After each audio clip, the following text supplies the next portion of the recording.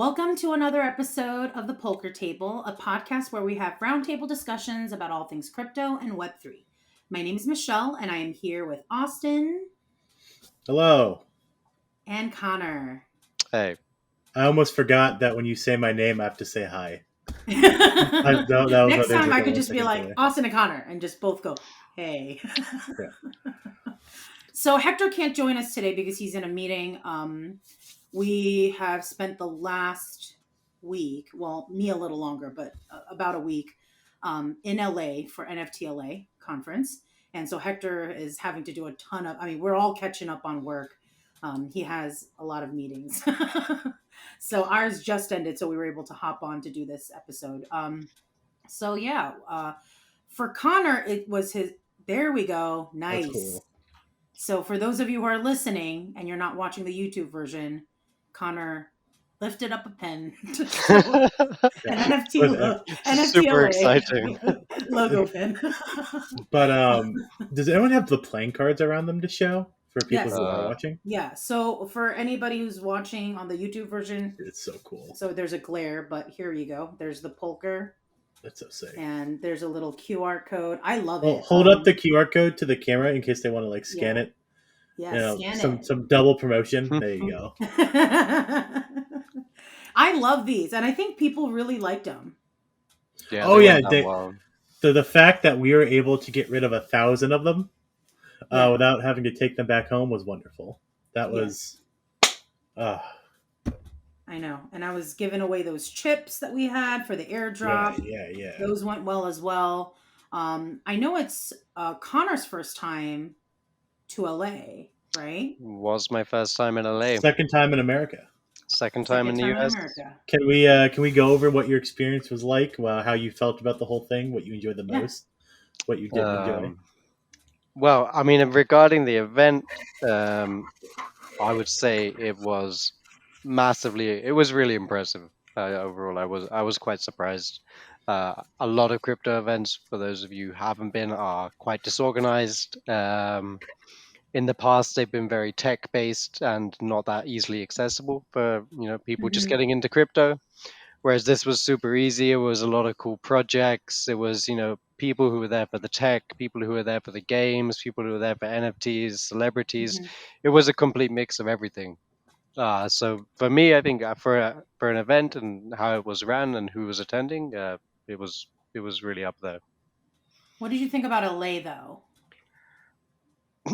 Honest opinion, or you want me to hold? Not non-PG show opinion. What did you feel about LA? I was quite surprised. I've never been to a city where I've seen such disparity in wealth, where you can be driving through literally 10 cities of homeless people, where clearly in need of mental health support, drug addiction services. And then you drive 20 minutes around the corner and you're in Beverly Hills, where the cheapest house is not even 20 not even 20, literally just around the corner, and you're in Michelin star restaurants and multi-million-dollar houses, and just the fact that there doesn't even seem to be a boundary between them, and there doesn't seem to be a middle ground. I can't say that I like that. I'm not saying that everyone should have equal wealth, but it's quite hard to see how could you got the super rich and the extraordinarily the literally destitute living sort of side by side, which was, I was kind of aware of it. I knew about Skid Row, but I hadn't realized it was kind of Skid Row, but the whole downtown LA, the whole city is like that. So as a city itself, I wouldn't say I wouldn't go back, but I wouldn't put it on my favorite places I've been. I guess we're about to have a sociology episode of the Polker Table. LA is I think the third most the third highest wealth disparity of counties and cities in America. Yeah, just LA in general. The places that we were staying was really the middle point. And you could see on that whole block was being controlled by Airbnbs. Yeah. Right? Yeah. Not only right there, but there's 6 on our street, which is that's why the middle class is slowly disappearing, especially in cities, is because they're being rented out. Yeah. Yeah, So corporations buy all the houses, and then like solopreneurs will be like, "Oh, I want to get in on the game," but they don't realize like the impact. I was actually having a conversation with Connor about this, Yeah. and so I personally don't like. If I were to do real estate investments, it would be more toward like Airbnbs rather than rentals. But I mean, that's another story. But anyways, yeah, it's pretty insane how like corporations are just like buying out houses in entire neighborhoods and then charging like $500 $700 a night. it's nuts. Yeah. And then just in general, like the amount of places in LA that we saw that used to be like corporate buildings, at least what I was noticing, Mm-hmm. were for rent, for lease, for purchase, which you never really see the for purchase sign on like those big, like multi-million-dollar office buildings. Mm. You know, the work from home craze Yeah. is really like putting a strain on the middle class commuter into the city, Yeah, right? for sure. So those places could easily be turned into refuge for the homeless and stuff like that, and for Mm-hmm. low income housing. Yet Yeah, they even just like sit malls there. that are disappearing, they could turn it Right. into housing, right? Like But let's face they're it, just sitting there. it's not Yeah. going to happen. So with go ahead. Oh, so Austin, is this your first time to LA too? Or That's have my you first time to LA. However, I have a friend who lives in LA, Mhm. who I often talk to, and he would live stream like himself walking around. So I Mhm. feel like seeing some of the same stuff that he saw was like surreal to me. Yeah. So like I think the part that really got to me the most was when I disappeared for an evening, maybe like 2 hours, and got Yeah. an Uber to Skid Row and just kind of like looked around. That was that was enlightening. It was like, holy Yeah. shit, that it's like it's real, right? It's completely Yeah. real. This isn't something that people were joking about. You know, I've been to Philly before, and I thought Philly was bad. This is just like a step above. Mhm. And that's why when so we had our CTO Rob come along with us to NFT LA, and we would drive along like a little street, and he'd be like, "Oh, this is Skid Row." I was like, "No, this isn't Skid Row." Like I really did want to drive you all there to see because nobody had seen it, and I feel like it is really heartbreaking, but like just eye opening when you see it. I accidentally got there again, like Connor said, wrong turn. You literally take one wrong turn and you're there, and I ended up there trying to get ramen in Little Japan. I ended up there, and this was years ago when my mom had borrowed my aunt's car, and she had this like bougie Benz, like super bougie. And I was driving it around. I'm like, oh, how nice, that kind of thing. And then just end up there, and I'm like, I feel like a dick. Yeah.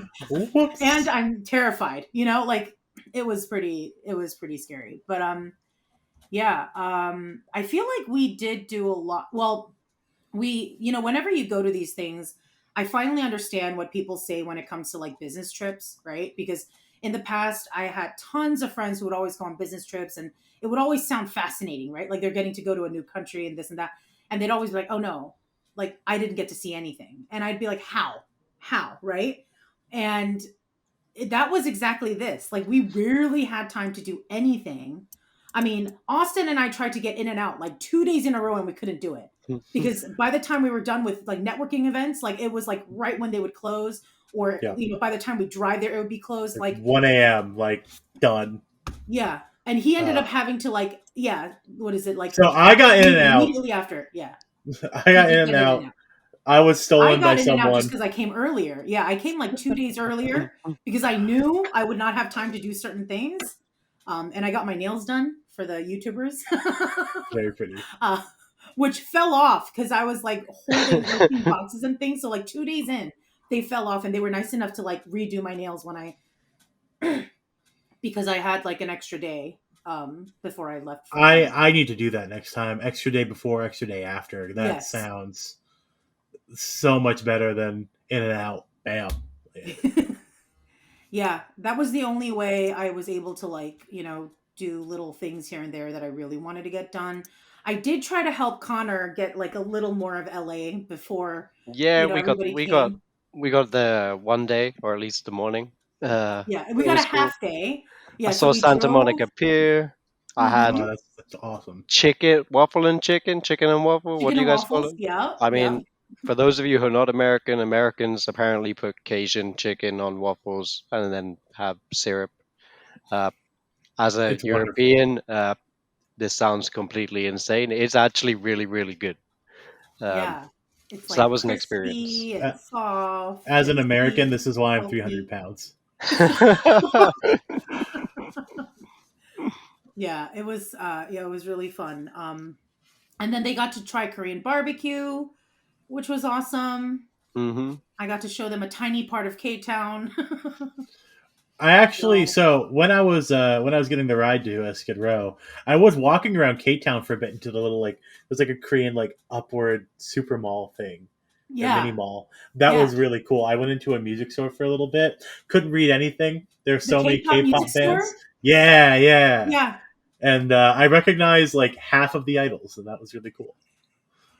That is cool because I recognize none of them. I am not a K-pop fan, but my sister and my brother and everybody listens to it, but me. But yeah, I went in. It's funny because I ate the corn dogs on that first floor for breakfast on Saturday. The Korean corn dogs. I grabbed two. You did? I grabbed two. Awesome. Smart choice, man. Yeah, it was so good.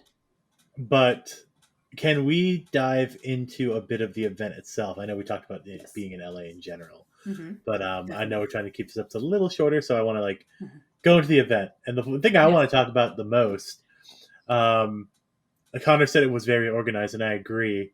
But let me tell you guys, if you ever want to get into a crypto event and you're in the Los Angeles Convention Center, just walk in the back and say your union.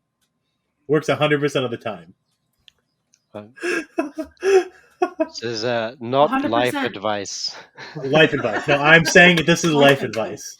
You will do very well. Ask them, where do I put these laptops? Just carry a bag with you. And they'll just say, call your boss. And it's wonderful. I didn't have to sneak in. I just did it because I forgot my pass. Yeah. I got to meet some really cool people, I was doing a Twitter live stream, and the last one was kind of embarrassing. I kept it on there because I was like, it is what it is. But in the midst of doing a Twitter live stream, a lady that I befriended at the event had said she knew Macy Gray.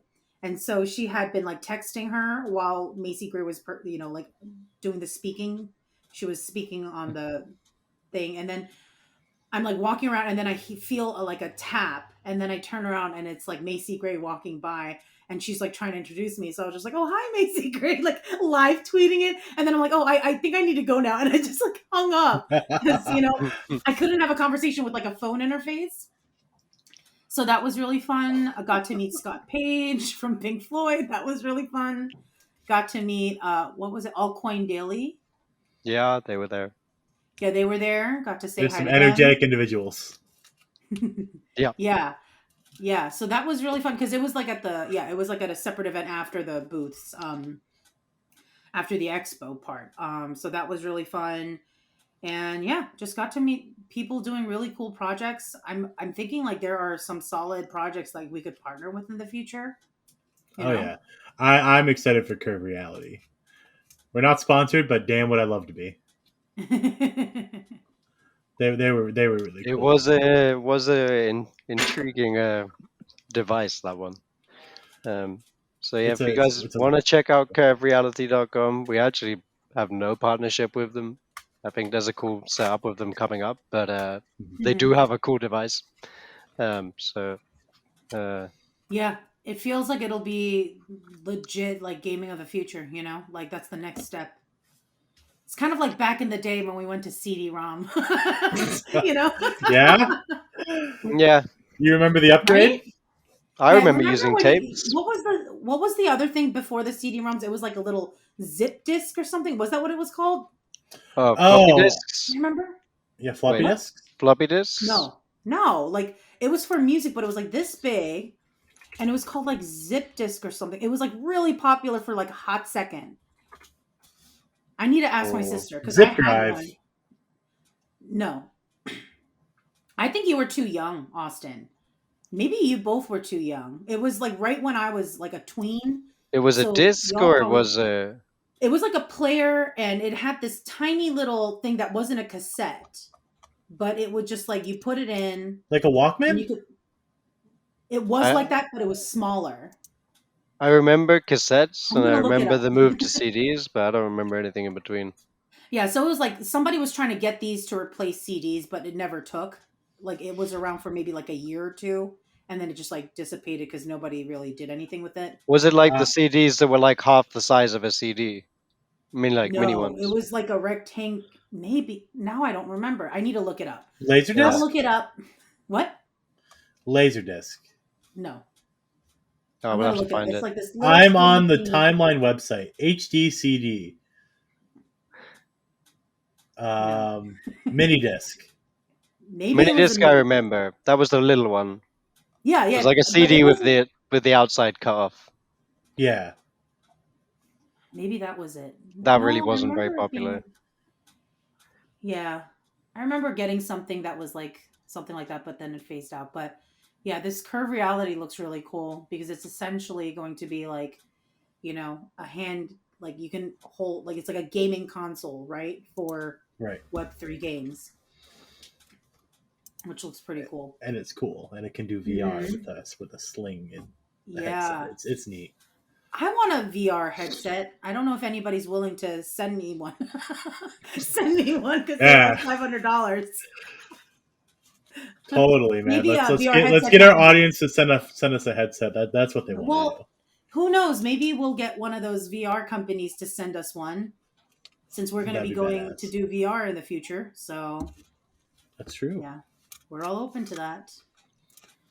But does anybody have any last remarks about NFT LA before we end the show? I will say that well, I didn't get to go to any of the talks in person. Um, I did watch a couple of them on my phone in the evening after the recordings went up, and some of them were very funny, but a couple of the good ones. I'll try to find the link for them when I mention them. But like how to get a billion people on Web3 was actually really really good. Okay. I think it was just about mass adoption of the product and how adoption works in general. And it was solid. I'll try to find the link so you can link in the show notes. If I don't find it, whoops, sorry. But I also don't know if it's for the people who went to the event only. But Right. otherwise, I'll find that out. But I highly recommend it if I can find it. I will say I was very impressed with the people they had coming to talk. I think it's like between it being in LA and whoever they first got to be a speaker, they had some solid speakers for this one. Big names to say the least. Big names. Yeah, a lot of a lot of dogging on Mark Cuban and Charlie Sheen talking though. Apparently that was really funny. Was it? Yeah, it I was want to watch supposed to be it. quite entertaining. Now I Apparently want to watch it. I it want to was see if I can play back any of them. it was just a big advertisement for Fireside or whatever it was called. And Charlie Sheen didn't know what an NFT was. Yeah, that was. I mean, that's Charlie Sheen, right? Shows up at an NFT event and has no idea what an NFT is.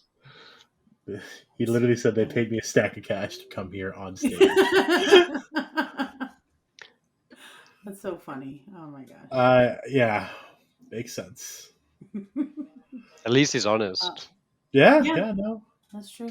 That's true. And but there were people there too. I'm sorry to keep stealing the point, make us go a little bit longer, but that like after they got into NFT LA 10 days after learning what an NFT was, right, Connor?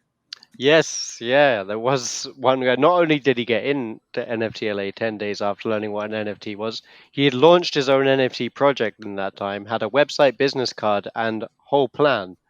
And he'd only learned what an NFT and even got into crypto 10 days before the event. And then found out about the event, bought a VIP ticket. The guy was eccentric, to say the least. But I guess there's I say there's a lot of eccentricity in the space. Yes, That's But for sure. but yeah, I mean it's it's madness. But it is also impressive at the same time. mm-hmm. Yeah, Yeah, and it just shows that with a little, 10 days of grind to like get a grasp on this isn't that much, right? You could realistically learn about NFTs and crypto if you don't already, and probably about like 2 to 3 weeks of just reading an article a day. mm. And the good thing is he wasn't just like a money grab either, right? His project actually, it possibly, was financially viable, but he had a utility behind it. It was like a genuine project. So he wasn't just there like, I'm going That's to make so NFTs, make cool. money and cash out. Like, he had Right. a plan, a Yeah, revenue model and everything. So it was quite impressive. that is impressive. That's so cool. Yeah, I do like this space because I feel like it gives people a way to just be super creative again, right? Like, and just try to think outside the box and go above It's and beyond what we're capable of at this point. So, Oh yeah, it's definitely like an entrepreneurial space that mm-hmm. has like this like backing of creativity in it, which I really enjoy. Yeah, You do see a lot of like Sigma male grind set though, which while it's really funny, you can also see people like I heard a quote like, "Yeah, I've been working on this project for like 26 days straight to get ready for this event to get it out, like 12 hours a day, no stop." It's like you're burning yourself out, man. Like you need to, yeah, while it's important, we get it, but right. maybe don't destroy your body for it. I Fair point. apologize to all of our devs who are listening to this. Yeah. Oh, Hi guys. Thank you for destroying your body for the project. We really appreciate We it. appreciate you. Yeah, we appreciate you so much, um, for working so hard on the game. Wasn't my decision. Well, I think this is a good place to end our episode. We have a lot of work to get back to. Yeah. Being So gone for a yeah, week fucks you. I said two yeah, bad words. Whoops. it's okay. Joseph's gonna bleep that out. Thank you, Joseph. Nice. Uh, in the meantime, make sure to like and subscribe and check out our website if you haven't heard of Polker. And we will check back in with you next week. Bye. Adios.